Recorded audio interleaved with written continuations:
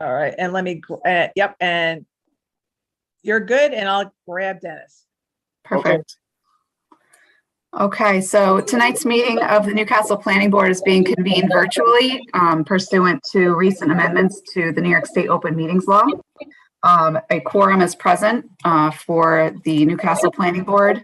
The meeting is being recorded and is also being live streamed, and a transcript will be available of the meeting at a later date. So with that, I'll turn it over to the chairman. Okay, thank you very much, Jennifer. So we're here tonight on Tuesday, May 7th. Our first matter this evening is a continued informal appearance. This is for the MIDAS Main Street Lot Corp, 90 Inningwood Road. This is an application for a site development plan, a steep slopes and tree removal permit. We last heard this on April 5. So perhaps the applicant can tell us if there are any changes that in the plan that we've seen for the last time. We understand that the applicant is not completing all of their work because they're waiting for us to really come up with a blessing on a final layout that looks like something that we can approve. So we understand, it's not a lack of cooperation. We understand that they're just trying to obviously do things as efficiently and cost effectively as possible. That's correct. Thank you. Good evening, everybody. How are you doing? I'm Tony Brown with Kellogg Sessions, and I'm also here with the client, William DeVore, and the architect, Lou DeMasi, who could speak on any house layout architecture. So we did make some changes. We did make some site changes. I'm getting a lot of feedback. Yeah, good evening, guys. Hello. If you're not speaking, please mute yourself. I think that did it. Oh, still getting a little feedback. Okay, I think that's good. All right, so just we did make adjustments last time. We've got no, I'm getting bad feedback. Hey Bob, it might be you. Yeah, I've got everybody muted but Bob, so. Okay. Hang on. Okay, that's right. William DeVore is not muted. There we go. He's muted. Better? Yeah. All right, here we go. I'll try that again. So we did make some changes since we did meet with you. We took some of your suggestions and we did adjust a bit. Let me just bring up my plan. Everybody can see my plan okay? So what we did is we did shift the house further to the north about 15 feet, and we rode the front setback line as was discussed to try to get us further off of this area of the extremely steep slopes. So we're still applied to the 75-foot setback. And another adjustment we made is we decided to, since this is all exposed rock, we believe it's going to be rock. We will get the geo report once we get into it, but we did extend the rock cut a bit more instead of grading into the hill to try to reduce the disturbances. Now, I know there was a comment, I think, from Bob Cioli's memo saying he kind of wanted us to grade it out in case they didn't find solid rock. But I think our plan all along, speaking with the client, is if we don't find rock, we're going to construct a wall. Because if we have the option of going 2-on-1, if we don't find rock cut, there's going to be areas we're not going to get up there anyway. On top of it, we're going to kind of defeat the purpose of showing this rock cut, and we're going to wind up disturbing more steep slopes and more trees, which we're trying to avoid. Another thing we did is we cut a lot further back at the entrance. I think it was, correct me if I'm wrong, Tom expressing his concern about that entrance and landscaping it. So we plan on cutting this back topsoil and doing a whole planting at the entrance, which of course won't interrupt the sight line once we get into the traffic studies. Another change we made from last time was previously we had pretty much the whole backyard was at the walkout elevation. So what we decided to do is cut this in half. So this again will either be a wall or rock cut, depending on what we find below ground. This area will be more closer to the finished floor elevation. This will come down to now the walkout. So the walkout's confined to just this little back area. Doing that, we were able to push everything against our future stormwater system as well. And doing these changes, we were able to reduce the extremely steep slopes at 35% plus by 3,000 square feet, the very steep slopes by 490. There was a slight increase in the moderately steep slope, 15 to 25 at 435 square feet. So I believe that was all the changes we made. We did shift the driveway down a little bit just to give us a bit of a landscaped area here as well when we're cutting this rock back.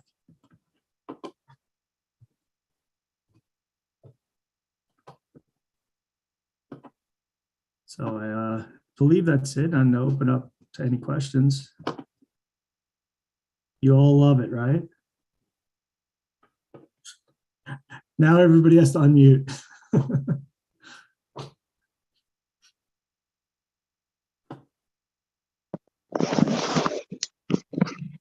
That's the best way to get us, by the way, is put us on mute. Yeah. No feedback. Everything was fine. It's perfect. Sabrina, would you like to run through your comments?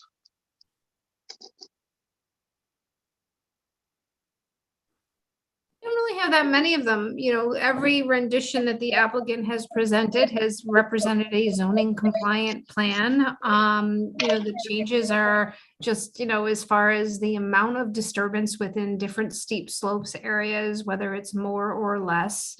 You know, it remains to be a type 2 or an unlisted or a type 2 action. And I really don't have any further comments because it is zoning compliant and they, you know, there's still need to provide further detail on plan information. But the applicant has requested that the planning board really weigh in on the layout of the house before they further the rest of the site plan information. Good, okay. Bob, you had some thoughts and comments? Yes, good evening, Chairman and members of the board. Yeah, I looked at this site again, and I'm not quite sure, but the driveway increased substantially over the last submittal. They had almost 16%. That's way too much. A maximum should be 14. Now, if it's impractical to do it, you can go up to 16, but there's no impracticality here because it's a brand new house. So it's got to be 14%. I did a sketch just for helpful and the guidance. I looked at the numbers. I used the same station elevation, starting from the edge of pavement, going up to the house. Same distance, 219 feet, I believe. I kept it down to 13.9. I'd highly recommend you take a look at that. It was a lot easier for me to just design it and draw it as opposed to writing it in a memo and articulating it and going back and forth on it. So take a look at that, Anthony. It seems to work. But regardless, if you don't like mine, it can't be more than 14% regardless. Yeah, if I could just, oh, sorry. That was my new comment there. Secondly, with the wall that they show or the gradient they show, that's an 801 cut. That's almost a vertical cut. That's quite steep. You know, I don't know what type of rock you're going to hit there. I guess you can kind of surmise and assume it's going to be solid, good rock, but you never know until you start excavating. So if you were telling me you're not going to cut it back, you just want to put a wall in, if the rock is not good based on a geotech report, I would at least as a minimum show on the plan some sort of layout of what type of wall you plan on putting there, because that range is from like 4 feet to about 25 feet, which is pretty high if you ask me. And it's about a 400-foot run wall, so that's quite substantial in my opinion. So I would highly recommend you do that.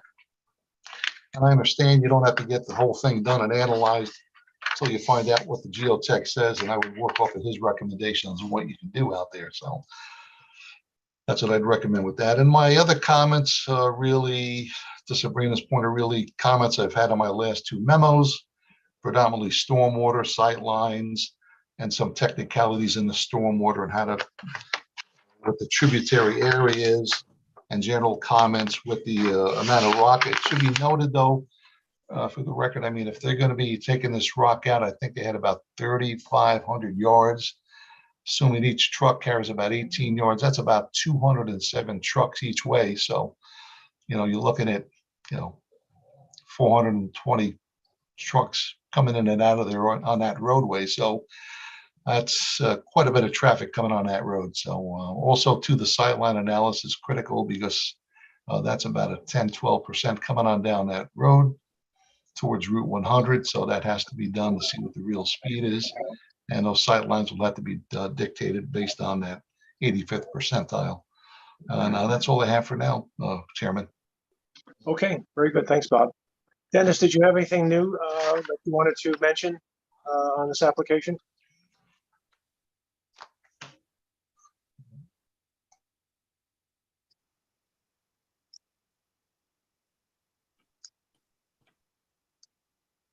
Is Dennis muted?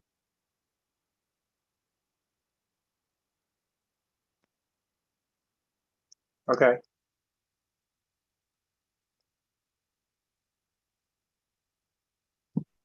I think I Yeah, was. Dennis, you have to unmute yourself. There you are. How about now? Does that work Yeah. now? Yep. Yeah, we can hear you now. Okay. Thank you. I'm sorry. No, I was just saying that I know there was a comment regarding the number of removals had been changed, and that there was going to be, obviously subsequent planning in terms of, tree replacement and landscaping, I guess, sort of following this stage.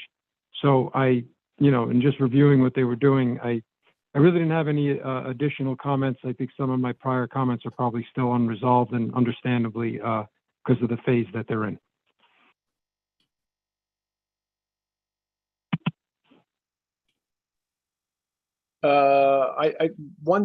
A couple of quick comments. One is I think we mentioned this once before, but I think we really need to get out and do a site visit at this site. I did a drive-by a couple weeks ago, and I think if you haven't been there, I know Tom has seen it because he goes up and down this road all the time. But if other members haven't seen it, we really need to see this. It's rather an extraordinary cut that's being proposed for the driveway, and you really need to understand it and see it. And in terms of how the road works, et cetera. But it seems to me, one other comment would be that once this issue of the ownership of that property between Inningwood Road and the property line of the applicant's property is resolved, and we figure out whether it's New York State DOT or the town of Newcastle, or whether it's some sort of joint responsibility. Once that's resolved, one of the issues I think really needs to be looked at is assuming that this entrance is approved. It seems to me that we really need to have a detailed construction sequence because there's going to be a lot of truck traffic. There's going to be a lot of chipping. This is a very extensive area that needs to be cleared. And it's just downright dangerous to have trucks coming in and out all the time. So we have to have something that I think goes to DPW or the state if they have jurisdiction to make certain that we know what the sequence is and what's going to be out there, what the timing is going to be, et cetera. But I think a site visit is really important to see how this all lays out. I appreciate what the applicant's done and in responding to our comments, and we've turned this around. We've got this different location, different orientation. But I'm still uncomfortable with this access, and we really need to get out there and see if there's any plausible alternatives. It's a very tight site, obviously. I applaud the fact that you're able to actually figure out a way, short of bombing the entire site, of finding access. So it's a good work on the part of the applicant. So those are my comments. Any other comments from board members or questions?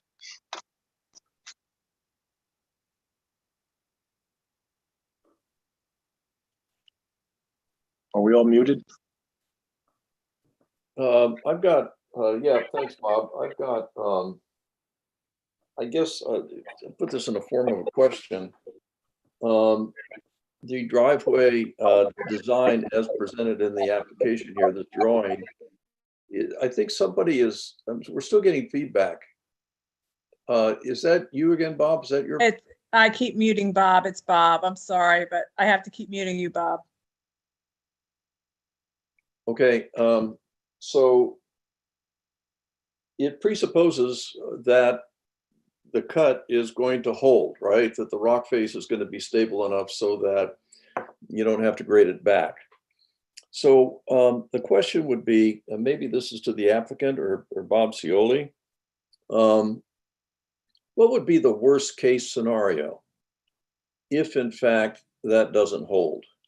If in fact it needs to be laid back at a whatever would be appropriate for this condition, a 2-to-1 slope or a 3-to-1, what would be the worst case condition? Maybe Bob Cioli, you have some ideas about what that would be if we get into construction? Yeah, you basically, yes, thank you, Tom. Yeah, basically that would add a couple of issues. Obviously, to be a lot more material to be taken off site, more truck traffic. But if that rock face was considered friable, a lot of overburden in the opinion of the geotech engineer, and it had to be cut back, the maximum slope you can go based on 108 is 2-on-1. So, you know, that's kind of what I thought would be a conservative way to go with the planning board, because, you know, if they want to put a wall in there, regardless of what they find, they can do it. And they can keep that clearing grading the way it is. If that rock cut is not considered feasible in the opinion of the geotech engineer, who's going to have the final say on this matter. So I think they covered all the bases.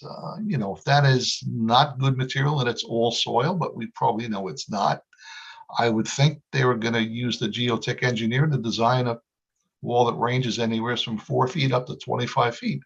Is that a correct assumption, Mr. Graham? That's correct. That is correct. Yes.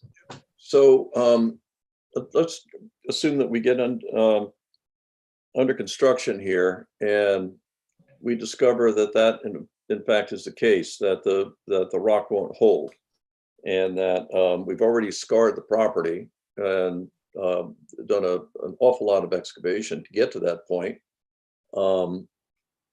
So is there any guarantee that the applicant would actually go ahead and build a wall, a 25-foot wall, or would the applicant, I'm not suggesting that this is going to happen, but what would be the guarantee that they wouldn't just walk from the site? Is there some way to bond this, or something we can do to be sure that that doesn't happen? Well, I defer to Jennifer on that, but that's a good point, because this is private construction, it's residential. We generally don't do that on residential projects, but I'll defer to Jen on that. But I would hope that someone comes up with a good estimate on this to find out what that wall would cost if they need to build a wall based on the geotech's recommendations. Well, which I would think in my mind, a 400-foot long wall ranging from 4 feet to 25 feet is a pretty expensive wall. So I defer to Jen on that. Well, the other aspect of this, Jen, before you, I look forward to your thoughts on this, but before you do that, a substantial portion of this is actually in the state road right-of-way. And so what would be, I assume that they're going to be obviously weighing in on all this, and I'm guessing they have to approve it, but I'm just concerned about this. Clearly, I'm concerned about it. Yep. So this is, with respect to the work that's within the right of way, if it's owned by the state, then the state will have its own requirements with respect to,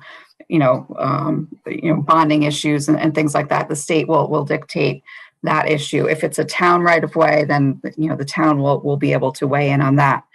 As far as the bonding itself, this is actually something that we discussed in a call with the chairman and town staff earlier today. Typically the, performance bonds, maintenance bonds are for public improvements. But I'm going to before this is next on the agenda, take a look at the code and take a look at some research and see what our options are in that regard. Well, we've done it in the past on stormwater. Keep in mind, the planning board has recommended performance bonds with stormwater. I guess, Jen, you can use the same analogy here.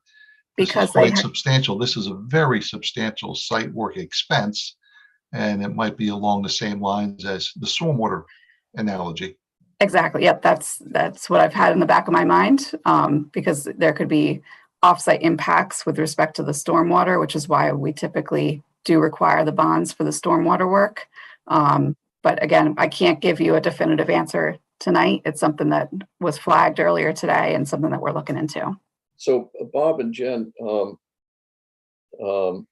unless I'm mistaken, the town looks askance at retaining walls in their right of way because of the potential for failure and maintenance and concerns, long-term concerns about all of that. Does the state not have the same kinds of concerns, especially for like a 25-foot retaining wall? I mean, realistically, are they going to say, "Hey, this is okay. This is fine with us"?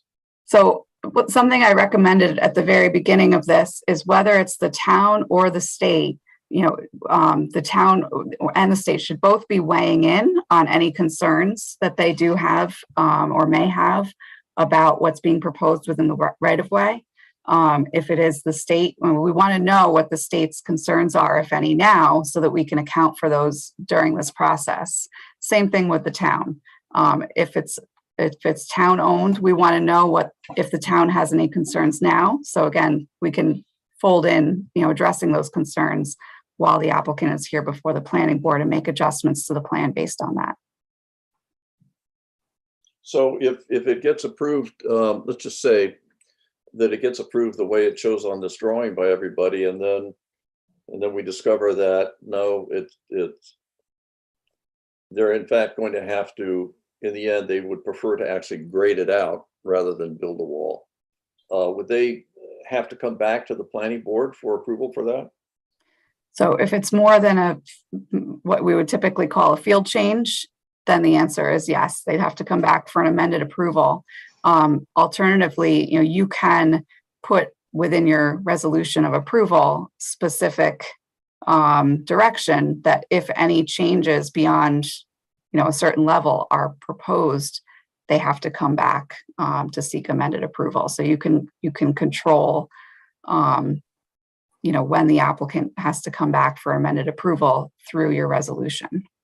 So I'm just, obviously I'm looking at the worst case here, and it may not come to pass, but if it does come to pass here, the planning board would be sitting on an application that's approved, conditional on certain things that we're discussing right now. But what would be the likelihood of the planning board actually rescinding an approval if it turns out that the applicant is not going to build the wall, it's not affordable for whatever reason, and chooses to make engineering improvements which we believe are too impactful? Doesn't it become like a condition that would be very difficult for us to say, well, I'm sorry, we are going to rescind our approval? I mean, it doesn't become like something that we're not going to be able to change. Well, with any decision, you just have to, if there's a rational basis for the rescission, then you have the authority to do that. If there's changes to the plan that you find don't meet the standards in your code for the steep slopes permit and the site plan approval, and there's a rational basis for that, then your decision in that regard is justified. So it's all about the record and what the basis for the decision is. Very good. I just wondered, the fait accompli sort of aspect of this and how, difficult it might be for the planning board to do that. Then the planning board, I think, would, if that were the case, would want them to restore the site, and it just gets to be like a problem. Yeah, I mean, certainly it's a little more messy than than dealing with it now. Right. Yeah. thank Absolutely. Yeah, absolutely. You're correct. And if in that instance where you're looking at an amended approval or an amended application, your sort of scope of review is really going to be limited to the changes. So it wouldn't give the planning board an opportunity to go back and revisit the whole plan if the whole plan isn't changing. You would really be limited to what is being changed and making a decision on those changes. So I guess what I'm suggesting is that maybe we ought to give consideration to going back and actually, I mean, maybe we need to decide whether we think a 25-foot wall in a residential neighborhood is really appropriate to begin with. And then on that basis, ask for a grading plan that grades it out at 2 to 1, so that we have the protections for the worst case.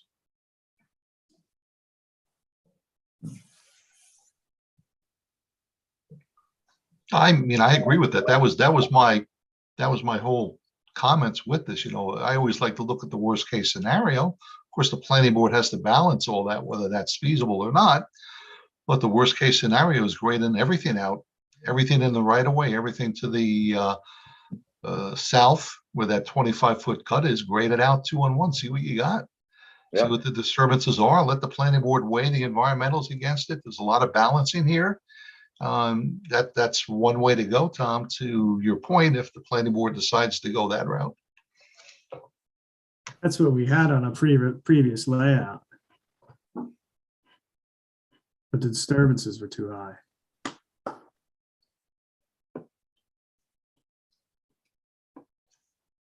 The disturbances are high by whose judgment?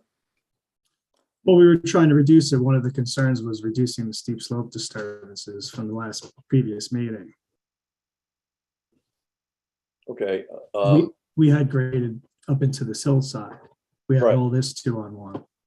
Well, I think that's one of the issues that Tom is raising. And, you know, if in fact that conclusion is reached, that those alternatives in the worst case are too impactful, I think that's what Bob and Tom are speaking to. And that's what we would want to avoid. And first of all, want to analyze and make sure we understand fully. But that's exactly, I think, their point. In other words, we would want to avoid that. That doesn't seem to work then. If we grade it out 2 to 1, and we therefore have way too much impact, whether it's trees and slopes or going beyond, you know, the zoning, the zoned areas, et cetera, that's important to know. And better to know it up front rather than at the emergency when we discovered, again, to Tom and Bob's point, when we've already started construction and have already made these cuts. Again, you know, for those who have not been to the site or been past the site, you really need to appreciate the cut that's being proposed on Inningwood Road to access the property. Just look at the lines. It's basically a 30-foot cliff that they're cutting to. Yeah, I just, for all of us here in our neighborhood, perhaps for some of us, it would not be a matter of concern, but a 30-foot retaining wall in your neighborhood just seems to me out of the community character, just as a sort of, it doesn't matter which neighborhood we're talking about. Just seems like it's really out of scale for what one would want to have in their neighborhood. So, I mean, if it's in a commercial area, this is something which actually we don't have anywhere in the town that I know of right now, anywhere in town that I'm aware of. But to put something like this, this is the gateway of a neighborhood, just seems to me that is a real problem. The other thing that I would ask is the clearance which is indicated within the blue dashed line that goes up the road to the upper right on this drawing, goes for quite a distance. And the note says sightlines to be cleared of vegetation. No trees are required to be removed. So does that mean that no vegetation is being taken out? There must be I'd have to go back and look, but I can do it tomorrow morning as I go down the hill. But there is some understory in there. I'm almost It's certain. brush. There's definitely brush. Right. Yeah. And we call it brush, but this is the nature of the neighborhood we live in. I mean, we live in a forest and it's got trees and it's got understory, and to go that far up the road in a state right of way and clear that out for the benefit of one property owner. Bob Cioli, this seems pretty dramatic to me. Have we gone this far before in doing sightline clearances? That's pretty extensive. And, one point I want to bring out here, I don't know whether that 225 is even going to be the real number that's required, because I don't believe, correct me if I'm wrong, Anthony, you guys have done the study yet to find out what the 85th percentile is, which may possibly, I would think, increase that line as well. Is that correct, Anthony? Yeah, we haven't done the study yet. No.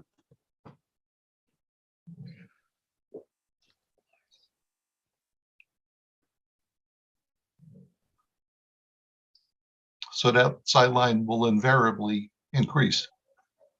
So Bob Cioli, your sketch, which I wholly appreciate you preparing for everyone, it's really great to help resolve things this way. I think it's an efficient way to do business. Would this proposed regrading that you have indicated in your sketch, would that change in any way, any significant way, the retaining walls and the grades, the grading that's on this drawing in front of us? Yes, I did a quick calculation. It would increase the cut by about 2 feet. Okay. And that's why we were going to the 60%. It was actually presented at the last planning board meeting that you would go as far as 60% and approving that. And it's also written in the code like that. Well, that's if That's it's why- impractical. Of course, when you design, my opinion of it is, Anthony, when you design it at such a high degree of angle, invariably when they construct it, you exceed it. So, it's the same with the ADA. Max is 2, they want 1.5. So, here you got to be reasonable and keep it less than that 16. So, maybe 15.25. But in my experience with driveways, every time they go to the max, it's built more, and then it's going to go right back to the zoning board. And then you get a big problem. So, I don't like designing it with the design amount at the maximum already, as opposed to 14. I mean, there's a reason why it's 14. I mean, last time you had it 13, I think 13.5, 13.6. Yeah. And then you had kind of suggested possibly going higher as almost 16 as a max. So I kind of took that as reduce the cuts, increase the driveway slope. I don't remember saying that, but anyway.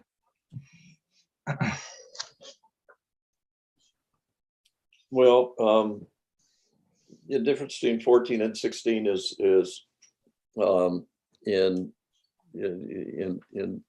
I guess with respect to the town's look at this is significant enough for us to say 16 maybe under special circumstances, but 14 is the rule. In any event, 16%, that's a pretty steep slope on an icy day. And coming down this driveway and onto this road, if there are conditions which are, icy and slippery, which we know happen every year, onto this road in particular, it is something that, maybe we ought to be thinking about also. I hate to be sound so negative about the complications here, but it's unavoidable to talk about it. We have to really address these things and see if there's something we can do, because I'm very, very uncomfortable with this, the way it's being presented now.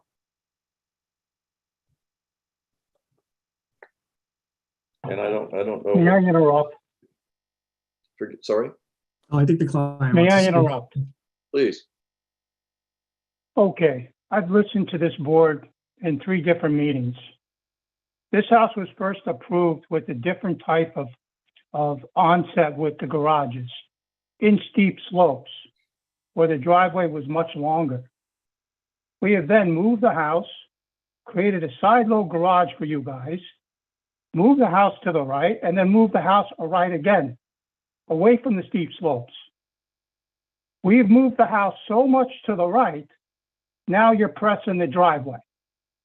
So we've done all we could to move the house as far right for this board to get it off the steep slopes as possible without going over 16%, which Bob, you said we can go up to 16% in our last meeting. It's on record.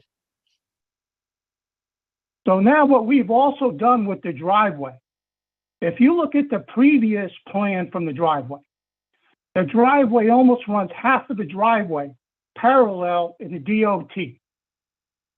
What we've done to make it better for the DOT, for less impact for the state, and for the right-of-way, is we came in more vertically into the driveway against the grain of the granite rock. It's a solid rock. So with that in mind, we have chipped away on the outer side, feathering out the rock so that when you come down the driveway, you can see the cars coming down the road on both sides, giving it a great curb appeal now coming in from the road into the driveway. As before, if you looked at the driveway before, it was blocked by rock coming in like parallel with the grain of the rock. So now going against the grain of the rock, we have a much more substantial way to bring in the driveway without impacting the driveway with the walls or anything shearing off going against the grain with the rock. With this now being feathered out, you're able to see up the road. We've came down, we've lowered the driveway about 20 feet with a more straight of an entrance going into the actual property. Now with that, we can put some nice landscaping in the front and give it great curb appeal. Whereas before, you had no means for that. You were planting in rock. With this being feathered out on either side, you have views of up and down the road, as well as beautiful planting on either side of the driveway entrance. I cannot move the driveway any more than what is moved already to keep it under 16%. The only way for me to get lower on this driveway to 14% is now bringing the house back to the steep slopes. If you notice the front, we have a minimal retaining wall in the front now. We basically almost eliminated all the retaining walls in the front, yet respecting the setbacks within this zone. We've also, in the back, kept the elevation up on the first floor grade. We didn't dig it out. We left that. That's what you wanted. You said it would be less of an impact if we respect the grade of the backyard. We did so, leaving just a small area in the back for egress if someone has to get out of the basement. With this side load home, coming in on the side load home is now all on grade. And with that in mind, the house now, it's more of a width, it's more longer because you're adding a side load garage on grade. Bear in mind now that we've added a side load garage on grade, there is no basement under the garage anymore. So with this basement, if my last plan or the very first plan that we did had a much larger basement with the smaller footprint of the house because we had a basement underneath for the garages. Now everything is on grade. We've taken the house taking it off the steep slopes as much as we could. And now we have a small basement, a very small basement, because everything is on grade. The backyard's on grade, the driveway's on grade. We respected the driveway coming straight up now. So the actual staking out of the right of way with DOT is now less. We don't impacting the whole right of way of going from one side to the right side with the driveway being as parallel. Now it's more of a street access interest into the property, which is less of site disturbance for the front of the home. This is going to be a much more, when you drive by, it's going to look a lot better. It's going to look like you're pulling into an estate. Whereas before, there was no consideration for the right of way. And yet you guys worry about the cars coming down the road. I haven't heard any one person mention tonight of what we've done here, of bringing the driveway straight into the property as much as we could, feathering out the rock so that you can see left to right. That was such a big issue. Yet no one pointed that out tonight. If you look at the last plan, look what we've done now. This is people are able to come down the driveway, look to the left, look to the right on oncoming cars. No one even mentioned that.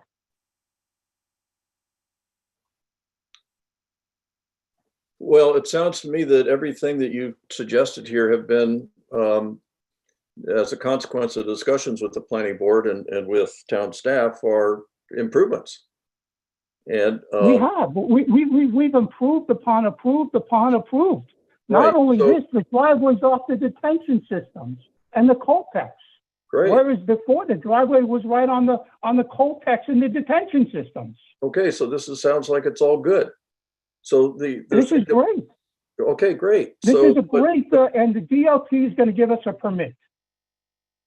So, but that doesn't suggest that doesn't, the fact that things are much better, and I'm happy that you think so too, does not mean that I think Bob Scioli, correct me if I'm wrong, still doesn't have some concerns about the sightline, and there needs to be a little traffic study to see if that needs to be dealt with. Maybe that it just needs to be lengthened, I guess, perhaps.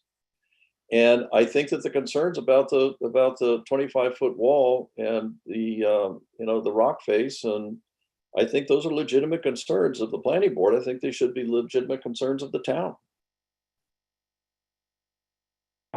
Yeah, I agree. And when you're dealing with rock, I mean, all properties today, as we know, it's all rock.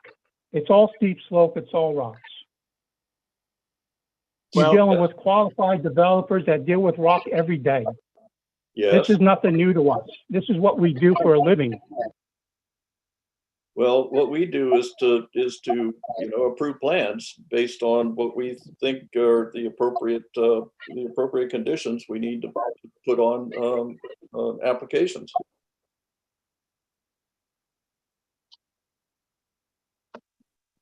I recognize that engineering can solve anything, right? That's the great gift of engineering. But that's not the end all of what we are concerned about. Yeah, can we, I don't know if I'm muted. I think I'm muted again. There. I think You're muted, Bob. You have to unmute yourself. okay, I'll try it again, sorry. You mentioned the layout of the driveway has changed. It's much more perpendicular now to Inningwood Road. Can we see what it looked like? Anthony, do you have a prior sketch? I'm unfamiliar with this, the issue, how it was a little bit more parallel with the cut there. Or are we referring to the other cut down below, lower on the field that you're going to use for construction? Sorry, I'll just bring up the previous plan. We are talking about the entrance. Sure, thank you.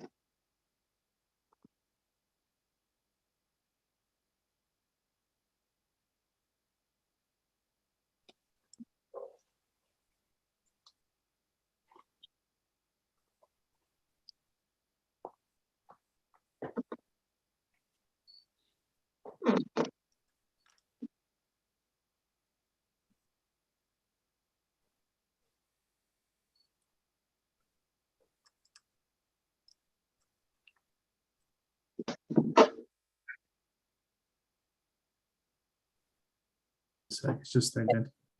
Yep, no problem, no problem.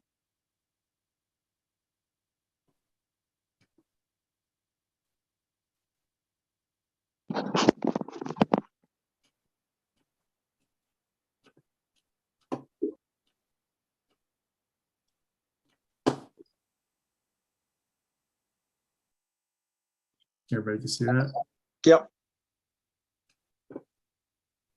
So the idea, I guess, is that there was a curve there, so therefore with that curve, you were able to work with the grade a little bit easier and better, I guess. Well, just differently anyway. This not right, wrong, or just differently. Okay, I got it. So this is again, it's a trade-off. You got, I understand, you know, the cutbacks here and what the look might be, but at the same token, yeah, it's okay. I got it. What ends up happening is if you keep moving the house more to the right, more to the right, more to the right, you keep shortening and shortening and shortening the driveway. No, in order to compensate for that, you have to go more vertical into the property and then hang a left to go to the driveway. Mm-hmm. You don't have enough run in the driveway for the slopes. Yep. Which with this is, you can see the amount of area that's being disturbed in the front with it running almost half the driveway running almost parallel to the home. Yeah. Not only that, but by the road coming straight in against the grain of the rock, you're actually creating a driveway and a shear wall that you don't have to worry about it chafing, whereas you're going against the grain of the rock when you go into the rock.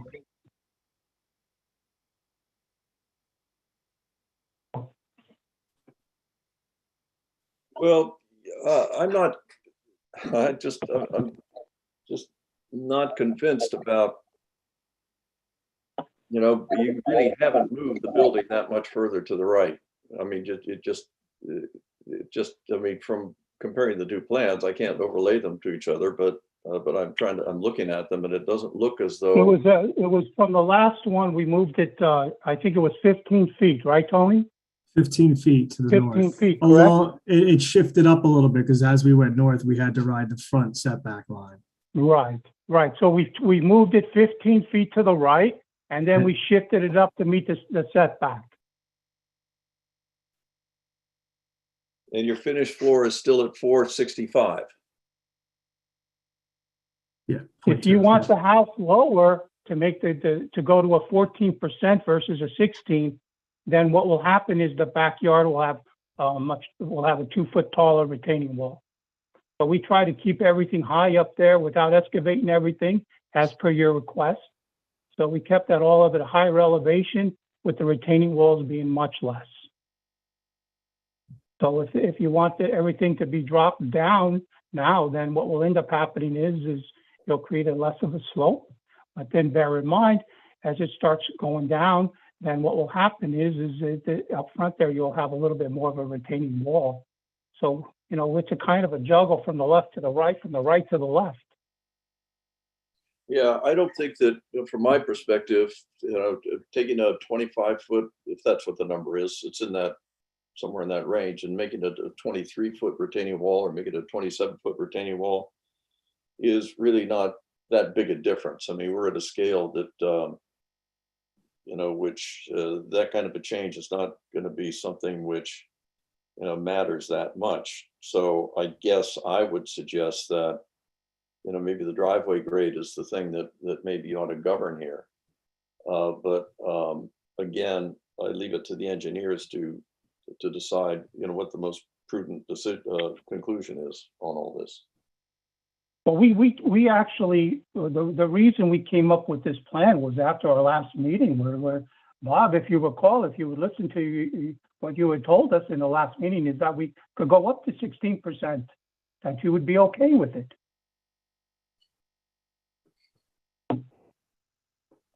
Can you talk about the planned walls? I think during one of our conversations, we did talk about the possibility, I mean, a 25 or a 30-foot wall. To Tom's point, the scale is enormous. What happens, is there any way that these walls can be stepped? So you don't have a solid, 25-foot or 30-foot wall, no matter how it's treated. It's just so substantial. Is that a possibility? And if so, is that less impactful than grading it all out 2-to-1 that we indicated earlier? Does not seem to work. Oh, sorry. I was gonna say 2-to-1, I don't think would work. You would just never get in there before you hit the property line. Right. But what can you do in terms of stepping the walls so that there's segment maybe back, they go up 10 feet, you drop it back 4 feet, go up another, 5 or 10, whatever it might be. I mean, obviously you can use more space, but how much more? Frankly, a 30-foot wall or 25-foot wall in a residential area is just, in my view, just flat out dangerous. I mean, it's not too bad here in the back, so I guess you're talking about the steepest portion is along here. You're looking at all these trees being removed.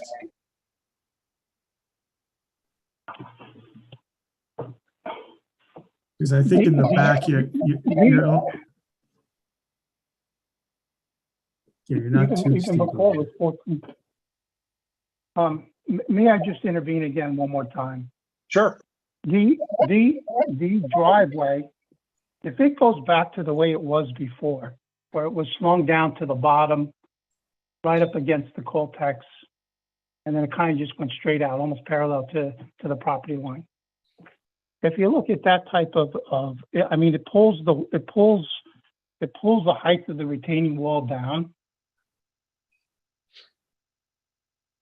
but you have a lot more disturbance in the front, and you're going with the grain of the rock.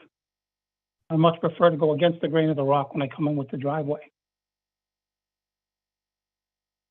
Cutting the rock back in the front so that people can see the cars coming up and down the road. Coming in and out of the driveway, or cars coming down the road to be able to see the driveway. So I prefer, I know it brings a little bit higher of a retaining wall in this aspect, doing it this way, but it almost left us no choice because of moving the house so far to the right, as I mentioned. Well, instead of a direct cut as you've got here, I was just asking a question.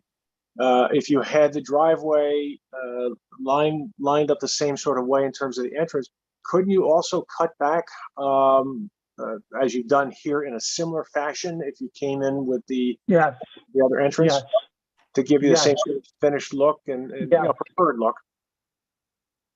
Yes. But if you look at the wraparound of the driveway from the other plan, here, this driveway goes in about 30 feet or so. It's before here, it's a tiny curve right out front. If you look at the new plan, you'll see that you have much more area coming around the corner with the straightaway coming down the driveway. It's not you come around a corner and boom, you're at the road. Here you're coming around the corner and you still have ample distance to the road. So when you hung the driveway lower and then you go out, what ends up happening is you lose that. So you're almost creating like a blind spot in the driveway when it comes almost parallel to the road coming to the right. It's not like you're going straight on to the driveway.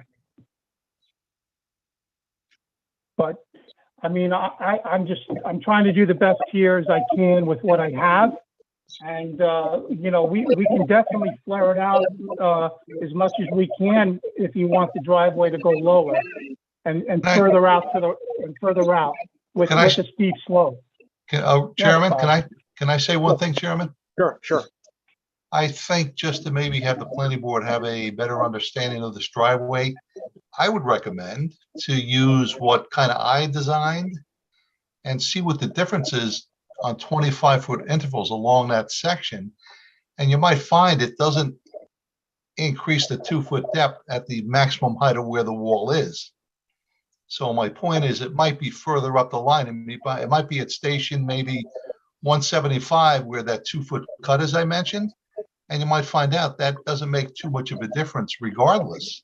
So I think if you'd show that to the board, maybe they might get a better understanding, everyone would anyway, of exactly where that 2-foot differential would be. I think, when I looked at what I did, it's going to be further up the line past the most steepest part of that cut, if that makes any sense. Mhm. Okay, Can I jump in, Bob? sure, of course. So I think we need to acknowledge a bunch of different things. First, this is a tough site, right? It's a tough site. That's a fact, and that's why we're having this discussion, and it's a healthy discussion, right? If it was easy, then there would be no problem. But it's a challenging site for all the reasons we've discussed. Bob, your suggestion of doing a site visit, to me is always a good one. I'm always in favor of site visits. But I mean, I've driven past here. I mean, I think we all understand that sort of the challenges here, and the materials presented certainly show that as well.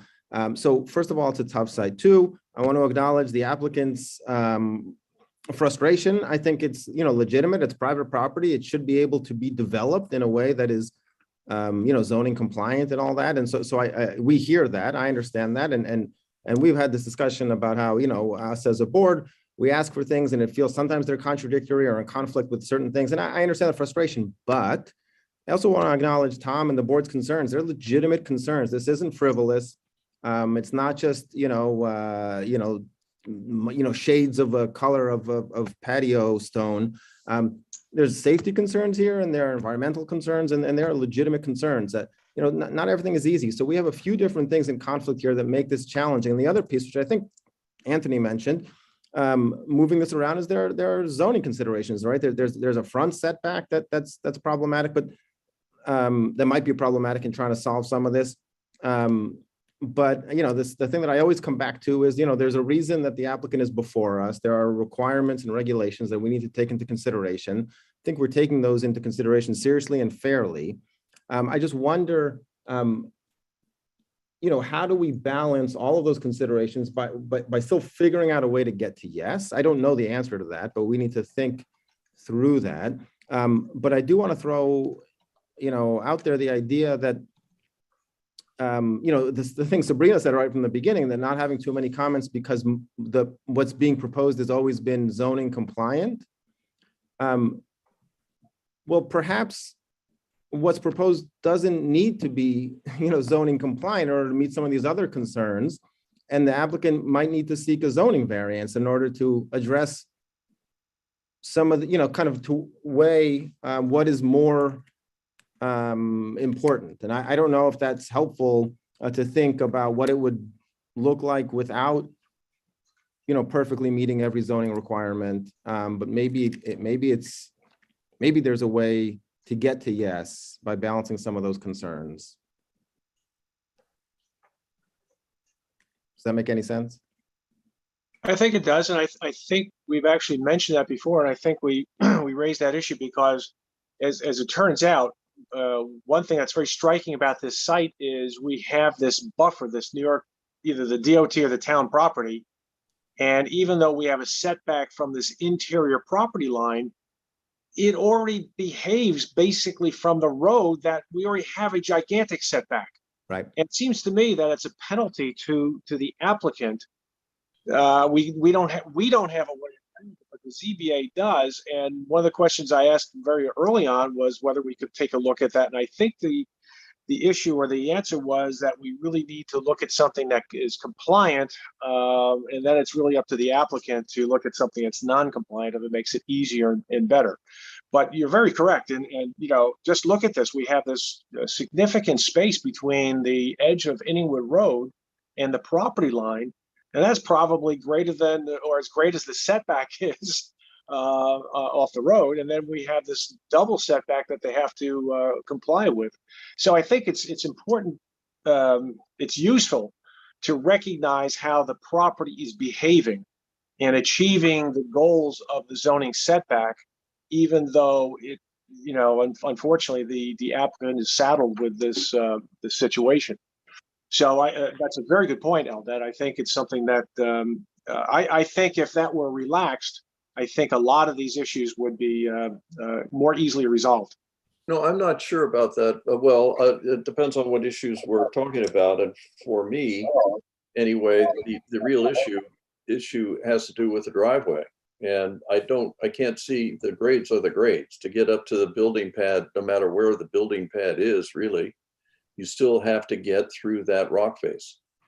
And so I think that's, for me, that's the big problem. And I'm not unhappy with the location of where the house is. I think that it makes sense. It's up there. You have to take a knoll down in order to get a building pad, but you're going to have to do grading anywhere on this property to get a building pad. And so that seemed to be the most logical place to do it. I really would hesitate to open this up again and suggest that the applicant, go before the ZBA and move the building within what is an established setback zone. I don't think that's gonna help. Personally, I understand the principle of it, but in fact, the real challenge here, I think, are not the setbacks. The real challenge here is the topography. And the topography really, especially with respect to the road and the entrance, just isn't going to change. And for me, that's where my real concern is. The 25, whether it's a 25 foot or 30 foot, what is it here? 446 to 471, I'm reading. So that's 25 feet as a retaining wall or as a cut rock face. I mean, even a 25-foot cut rock face, which has been mechanically cut, is still out of scale with, in my opinion, out of scale with the neighbor. I think that that's the chief challenge, and anything that can be done. And Bob, I thought you had a good suggestion of stepping it back. If it ends up having to be a retaining wall in the end, and that retaining wall can be stepped back, I think that would be some measure of help.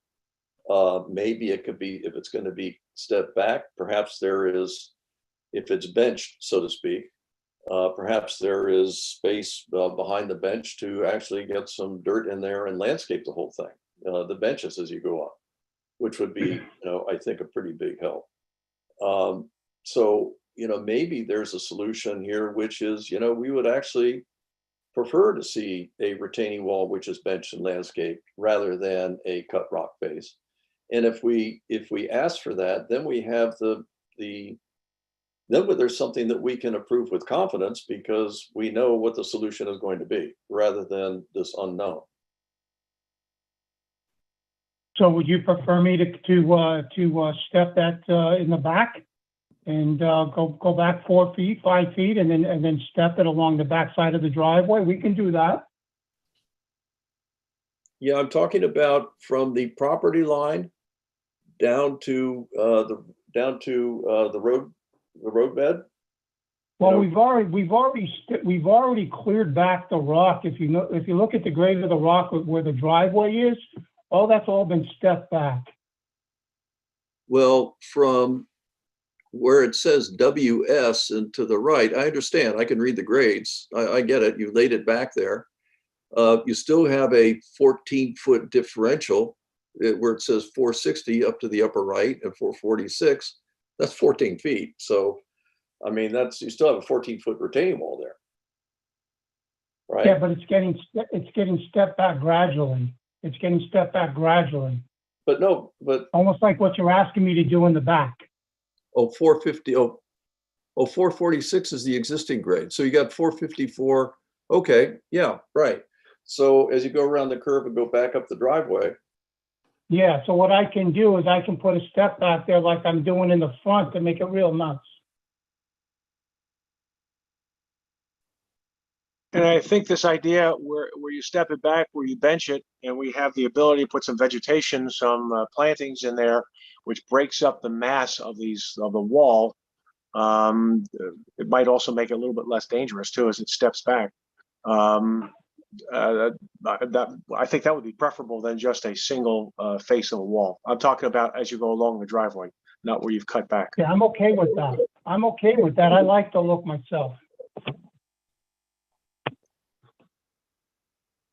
I think it opens it up a little bit for you as well. It doesn't feel so much I like. get to add more landscaping along the driveway too. Yep. And then I could add landscaping across the top like you like. That Right. would be Put some great. landscaping up across the top. Right. Yeah, I think that would soften it. I think that would make it more attractive. And I think frankly for you, it would be a more attractive entrance as well. Yeah, I agree with you. Well, one thing that I mentioned in the beginning, and Dick, Eldad, and Tom, I guess we've all seen it, but is there any point in going out for a site visit, seeing this thing staked out and just getting a good sense of where we are, what the options are?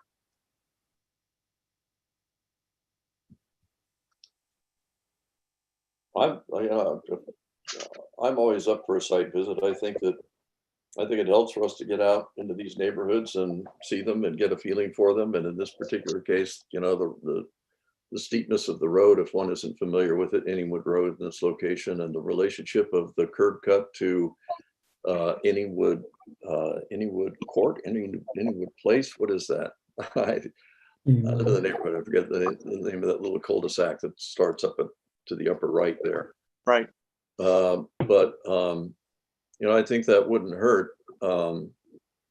It would give one a sense of scale to stand there and to look at this rock face where the curb cut is being proposed, just to sort of appreciate what's coming. It might be just the responsible thing to do, not that it necessarily would significantly change our minds about these things, but it might help us come up with some new ideas about how to you know, soften it and make it a little better. Okay. Anthony, would that work for you? Eldad, I'm sorry, did I overspeak?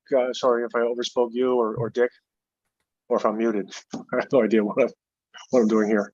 No, I wasn't speaking and you weren't muted. I don't know if Dick was saying anything. Okay.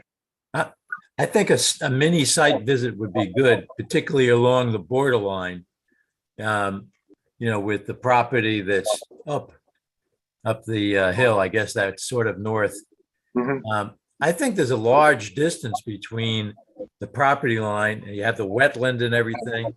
And I have a sense that that many people, I don't think there would be too many people, if any, that would be aghast at this.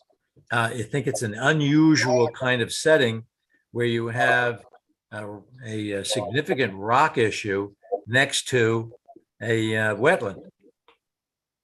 Right next. I mean, it's usually there's dirt and there's distance and everything else. So I don't think it'll be too bad. I do like the idea of stepping it back, and that if we can get that driveway to be compliant, type of thing, then you know, then it's an easier package to take to the DOT to see what they want to do about it. Yep. Can I ask one question that maybe it's been answered, maybe it's a stupid question, but I'm just gonna ask it. The driveway as designed on the screen right now, you know, comes out of the house and then sort of takes a right and hits Inningwood Road in a perpendicular way.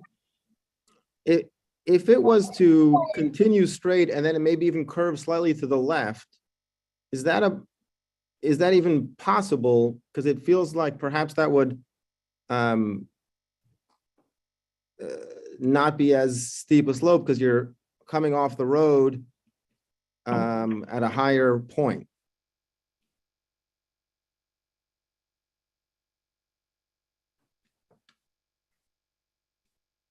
That's how it was designed before. Right. You want to go back to the design before?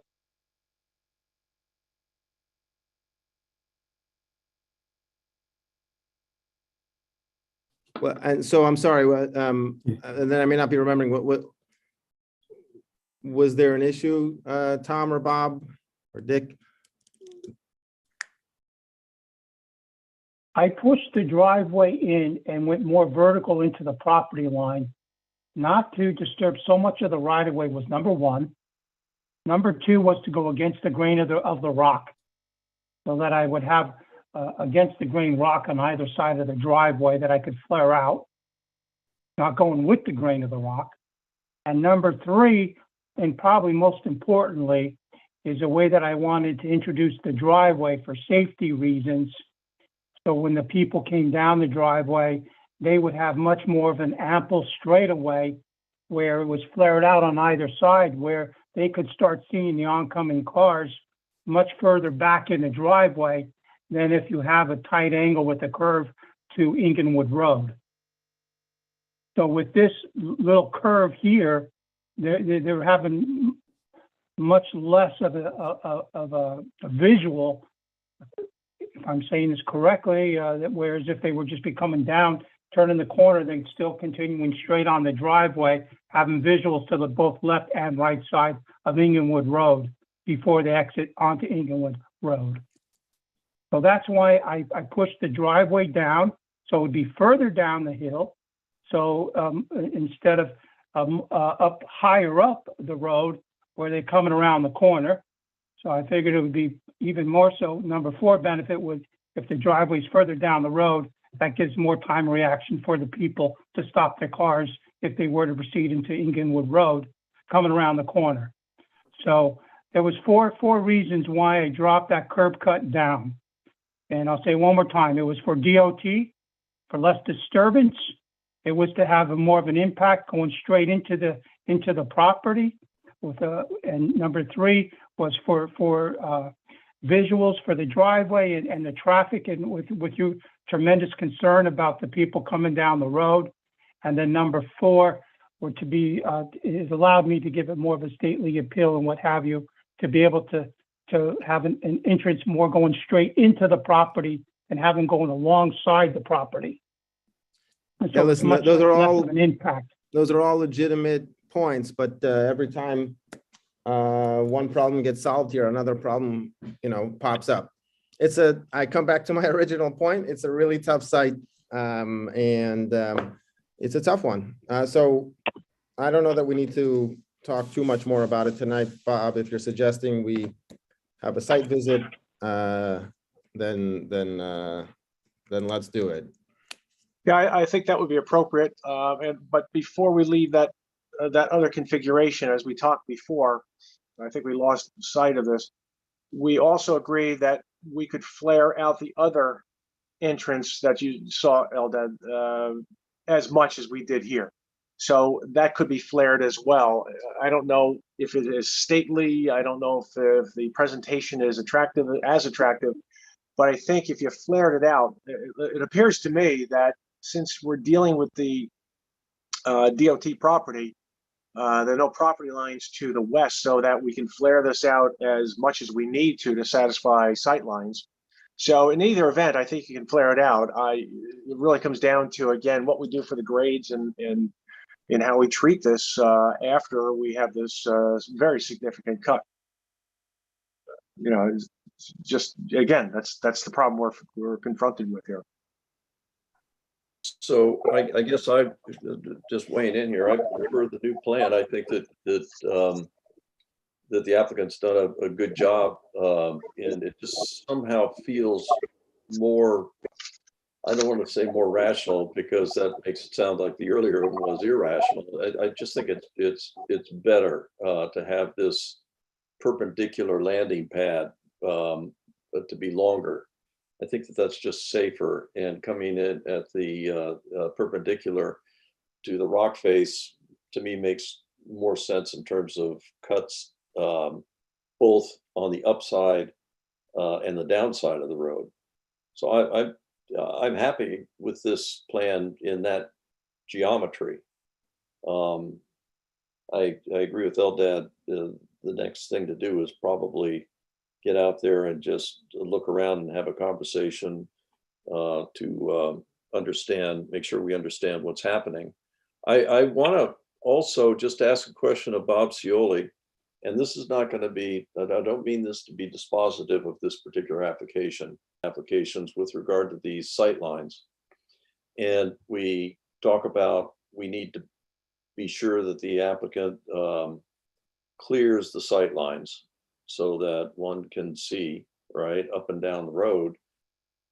Is there any maintenance responsibility that goes along with that? Because, understory grows in a heartbeat around here, especially with the invasives we have now. What's the long-term guarantee that those sight lines are always going to be there? Is this a road clearing responsibility of the state or the town to be sure that these rights of way are cleared for sight lines? Well, that's a good question you asked, Thomas. I know in subdivisions, when there's sightline obstructions and clearing and subdivision roadways internally, there's usually sightline easements that are drafted up, which indicates who is responsible to maintain it. I remember on Meadow Hill subdivision, there was a clearing along a driveway entrance, came out to a state road, Route 120, and the state made the applicant submit an easement agreement for maintenance responsibilities over and across their right of way. So I'm going to defer to Jen on this as well, but I believe there could be a mechanism that would be called a slope easement agreement or a site easement agreement, which makes them responsible to clear that in perpetuity. I believe we did that out there on Campfire Gun Club as well. Yes. Yep, it's exactly as Bob Cioli just described. Provided that, if the state DOT owns this right of way, it's up to the state DOT to accept the easement, and they'll be involved in the terms of the easement. But yes, that's the mechanism to make sure that the property owner is responsible for maintaining the cleared nature of that area to maintain the site distance. Okay, great. Thank you. Yeah. Thanks, Jen. Yeah, so I was in the process of sending out the surveyors to stake the right-of-way areas to be able to draft an access easement agreement with the DOT. And then our driveway changed because we had to push the house more to the right.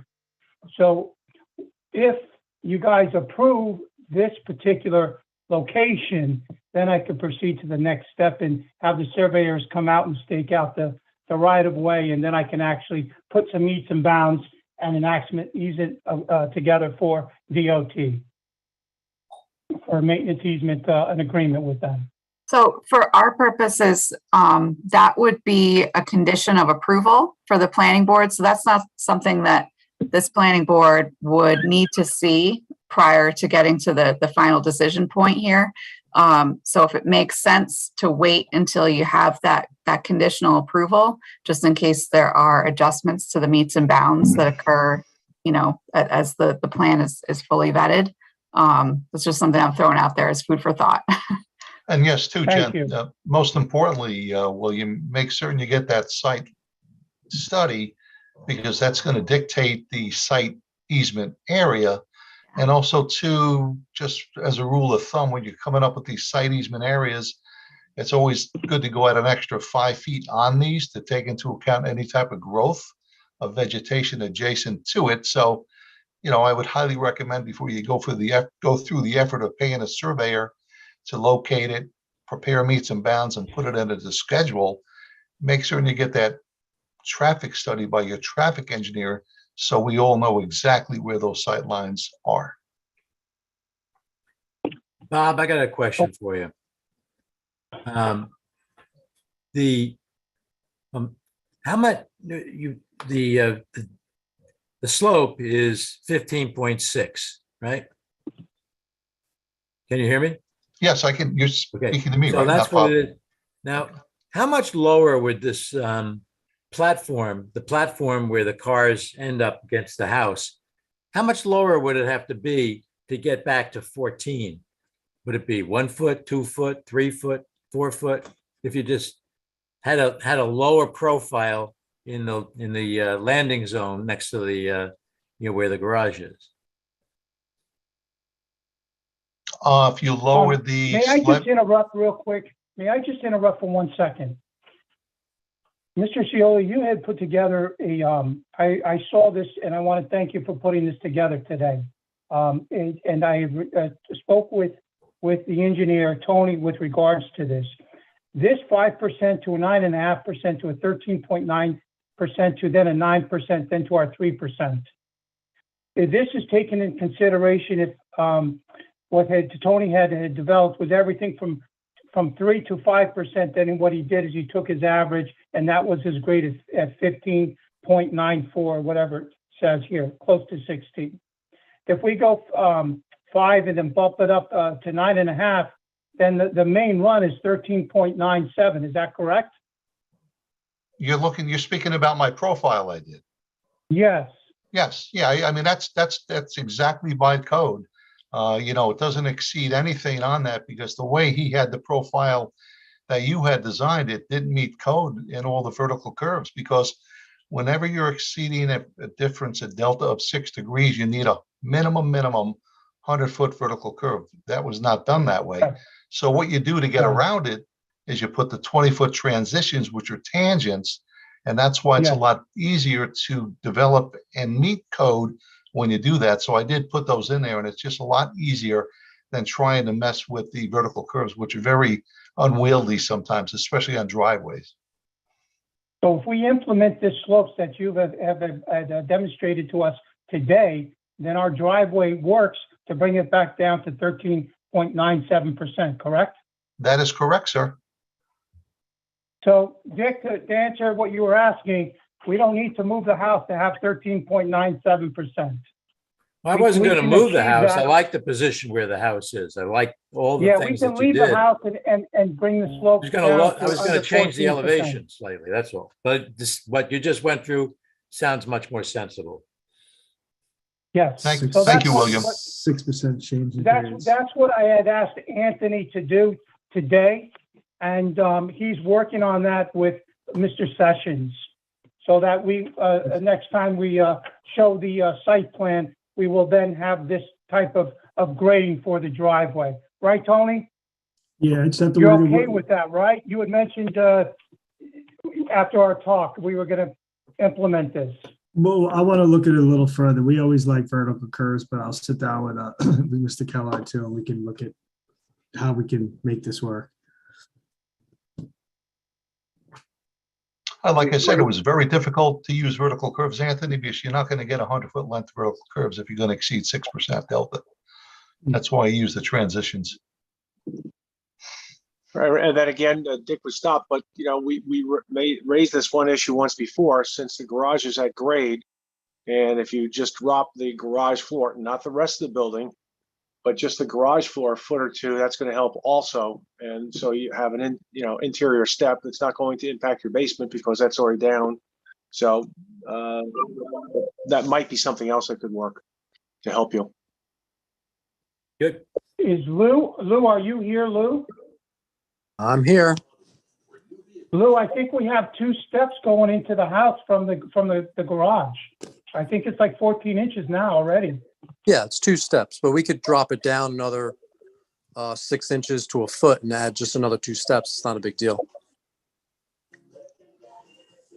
I really didn't want so many steps from in the garage going into the house. Right.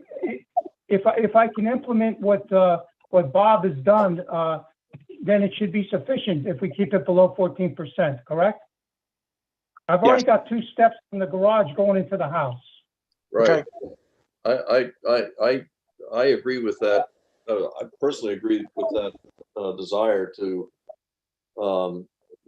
minimize steps from the garage into the house. You already have a couple. I would think that if Bob is satisfied with the 14% driveway, then I think maybe you guys have this thing licked. So We're going to clear the retaining walls then. We'll clear the retaining walls on our next meeting. We'll have them cleared. I think there's a couple takeaways here, so let's see if we can get these together so that we give you proper guidance. I think first, if you can come back to us and tell us when you can, stake out the center line of the proposed driveway and the house, and we can get out there, just do a site visit. Let us know when you can do that. We'll just schedule once you get back to us and tell us, and we'll get out there. But number 2, I think there are a couple of takeaways. One of which I think we've really hashed over a lot, and that is, We want to make sure that the design going in is at 14% or lower to meet code on the driveway. And then in terms of the even the carve out that you've got around the current driveway where you come in perpendicular, let's look at that and see how that's going to be landscaped. If you're going to landscape it, that's going to cut into sight line. So let's take a look and see what you're doing with that. The walls, if we can step those with bases so that you can put some vegetation in there, some plantings, maybe some trees on top, etc., to offset the trees that we might lose because of the cutback and the terracing of the wall. I think it'll be better. And was there anything else that we need to really see at this point to give direction to the applicant? I mean, other than obviously all the stuff that's in Bob's and memo, which you haven't addressed because it's just not timely at this point. But once we get to the point where it's timely, obviously all those have to be met towards the stormwater and et cetera. I don't know what's going on. Is are we missing anything, Bob, Sabrina, anyone? Are we giving sufficient guidance here for the applicant? I believe you covered all the bases, Robert. I agree. Okay. Now, again, Walter, Anthony, is there anything we missed? Any other question that you need at this point that we haven't covered that you need some guidance on? No, you gave us some input to work with. Okay. Yeah. Oh, okay. One quick thing. I just want to go over a mention about the traffic study. Sabrina, you had mentioned that we don't have to do a traffic study. Sabrina? Yes, yes, Hello? yes. I believe you said that we do not have to do a traffic study. I am not certain, you know, is a traffic study needed? Until we have a set plan and to understand how you are coming out of the driveway, I don't know. Bob, what do you? Sabrina, I think, traffic are we study, talking about a site distance? You know, Traffic- reviewing the site distance, not necessarily a traffic study, right? Not a study, know what, a can I- sightline can I- analysis. Yeah. clarify this, please?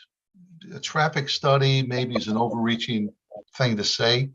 You need an 85th percentile traffic count, which is going to see what the prevailing speed is along that road based on the 85th percentile, based on statistics, because I know, for being here 30 years, there's a lot of traffic on that road. It's a high volume road and it's a steep road coming on down. So it is needed. As town engineer, I have the final say on that, recommend to the board. So it does need a traffic report, whatever you want to call it. If you have any questions with your traffic engineer, your PTOE, I'll be more than happy to speak with him.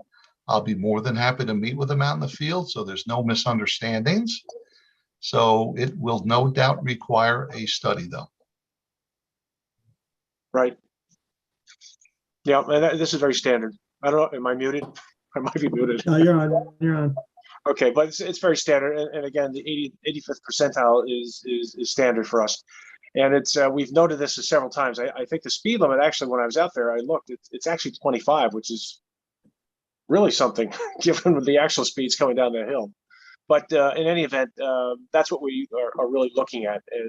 Of course, we just don't use the actual posted speed limit because unfortunately it may not be observed as much as it should be, or as well as it should be. So we don't need traffic study in terms of count, number of trucks, number of vehicles, all that kind of stuff, but we do need the speed information. Okay. In the sightline analysis. Yeah, yes, for the sightline analysis, exactly. Yep. Good. Anything else, anyone? No, I just want to say that the conversation or concerns may not reflect this, but I myself am very appreciative of the way you guys have been working with us and coming up with these solutions. Like, as Eldad said, it's a very difficult site. And I think you guys have addressed it in a very responsible way with us. And if we can get this one last thing figured out, I think that it's the best that we could do under very, very tough conditions here. So I want to thank you for your efforts. Thank you. Jennifer, one Thank quick you. question. Where are we still on this ownership issue in terms of this property that's in front of their property? And who owns it? Who's responsible for it? Has that been clarified yet? My understanding is we're waiting on information from New York State DOT. Is that Okay. right, Bob Cioli or the applicant?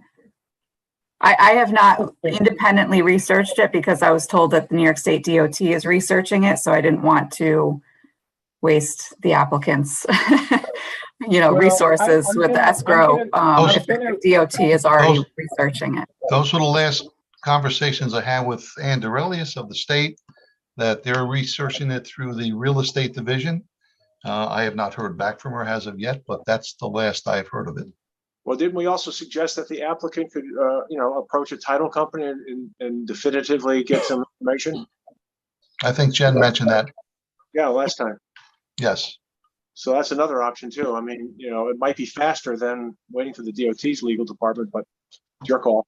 Yeah, well, the DO, it was Hudson, who was the name? Bob, you know the name. It was East Hudson or, it was a corporation that was put in place for the Taconic Road. What happened is they took out a permanent easement. They purchased, when they allocated the money to the predecessors to come through with this road, they had delivered X amount of dollars for a permanent easement. They didn't buy the land. So in actuality, they don't really own the land. It was a permanent easement. So it's an easement on your, They- is it an easement on your property? It's an easement. The whole thing is an easement. Going up, it's a big piece of, it's a whole big lot. It's a big lot. They purchased a bunch of blocks and lots, and that whole thing was a permanent easement. They never actually outright bought it. And so with that in mind, and they know that, and I've given them the court papers. So that's why my feeling was that they don't own it. They haven't used their easement in over 10 years. And that goes back to the owner.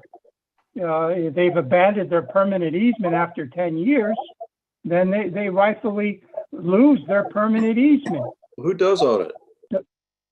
That's just, I'm sorry, Who does own it? who does all of that? Who does own it? Well, yeah, so my recommendation is that the right of way would then go to the town because it's a town road. It's not a state road. It's a town road. I'm just asking So- a question. Who, if they don't own it, they have an easement over it, who does own it now? We don't know. Well, it would go back to the owners who owned the land prior when they bought the permanent easement. It would be Yeah. me. So, but you It don't would know. be me that would own that land. But your deed doesn't reflect that, right? So the No. property lines don't reflect Well, I that. have, my court papers show a permanent easement for those lots in front. So They didn't We can review- purchase the lots. Doesn't. They have a permanent easement. So And they abandoned the permanent easement. Not only that, that corporation was dissolved. Ah, So we have two options here. One, the applicant can submit whatever information it has if it wants us to review this in connection with the application. Or the applicant can submit a title opinion, as we suggested before. I guess there's three options. Or we wait for the New York State DOT to complete its review, which it's doing through its legal department, and wait for their determination as far as what the history is here. Anyway, they said they would give me a permit, but, so they said they would be handling the permit, so. All I can say, I'm not going to go into the details. I heard a entirely different story from Ann Derelius, but I don't want to get in the middle of it. She did tell me something much different, but that's neither here nor there. I'm not an attorney on it. I don't make the final decision. That's up to the town council and what your title company shows, so I'm going to stay out of it. Yeah, we may find that even after the DOT makes a determination, we still don't know who's owning it because they just may say it's not us. So again, a title company might be the best way to go. Right, I agree. Yeah. So anyway, They say it's them. So if they want to issue the permit and they want the right of way, we can do the easement with them and they could just issue the permit. I'm okay with that. okay. So if you could just get back to staff, let us know when you've got the property staked out with the Yeah, driveway, the yeah. cuts, all that stuff. We'll get out there and see it. And then whenever you are ready with the some of the revisions, with the walls, etc., that we talked about, we'll see you guys again. Very well. Thank All right. you. Thank you Okay. so much. Yep. Thanks, Thank guys. you. Okay. Our next item is a referral from the town board. Again, local law referral to allow below-grade dwelling units in the BR and BRP zoning districts. And this is just a review of the draft memo to be sent to the town board, last heard on May 3rd.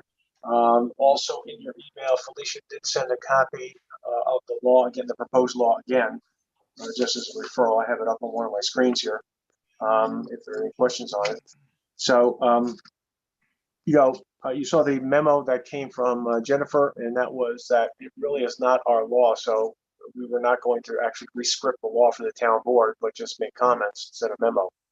And leave the writing to the town board attorneys. So has everyone had a chance to review the memo that we drafted, which is still in draft form, has not been released? And if so, any thoughts or questions, comments?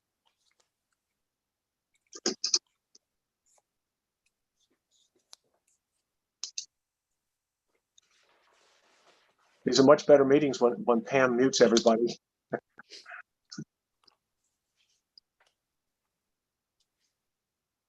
Any issues? If not, is it okay then? We'll take a straw vote here. And is there a motion then to send this memo off to the town board as drawn up? So move. Second? Second. All in favor? All right. Aye. Aye. Aye. Okay, any opposed? Okay, if not, motion's carried. So that's that item. And then we have 2 sets of minutes before us. And thank you, Felicia, as I mentioned earlier in our conversation, thank you for getting these to us in a timely fashion like this. It's very helpful because you can go through the minutes, for the next meeting, and you can follow up to say, gee, wait a second, they did do that, they didn't do that, et cetera. So thanks again for the timeliness of these minutes. So I'll take the first set. This is April 5, 2022. Any changes, questions, amendments?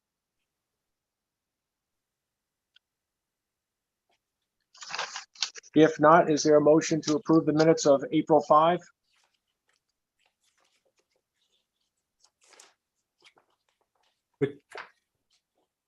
April 5th. Yeah, I have one comment. Okay. On page 1. If we look at sentences look at line 45 and 46, he also stated that 115 uphill needed to keep the site distance at 200 feet here as well. Here as well, it's in the other line of sight is 250 feet. This one's 200. I would suggest just say that it's kept the site distance at 200 feet and take out here as well. What line Because was that? What line was that, Dick? it's line 46 Got it. Okay. on page 1 of 5 Yep. of April 5th. But and I think also on line 47, that word length, should that be height? Your first word on line 47? 47 length, yeah. Instead of length, it should be height. Well, maybe it's supposed to be length. I don't know. That's fine. I think it may be length, but I'll double check. No, I think it's okay, Felicia. Actually, reread it again. Okay. Okay. Any other thoughts, questions, changes? Yeah, it looks good. Okay, if not, is there a motion to adopt the minutes of April 5 with that one amendment? So moved. Second, Second. all in favor? Aye. Aye. Aye. Motion's carried, and then we have the minutes of April 19.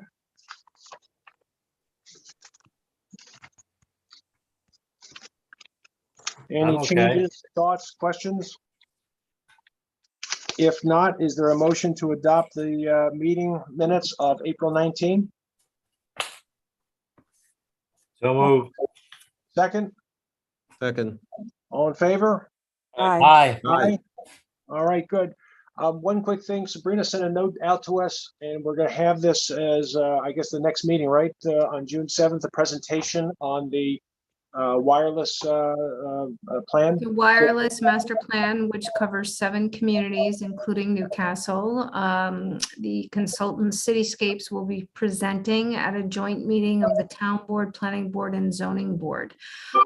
We do have potentially one application that we'll hear after that presentation, if the application is ready to be heard by your board. Great.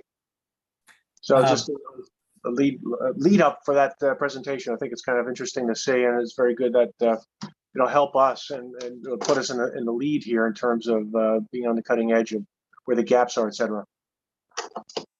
I have one question on, Inningsworth Road. When did we establish a time for the walkover? No, because they have to tell us They're when. gonna they're come back first? Yeah.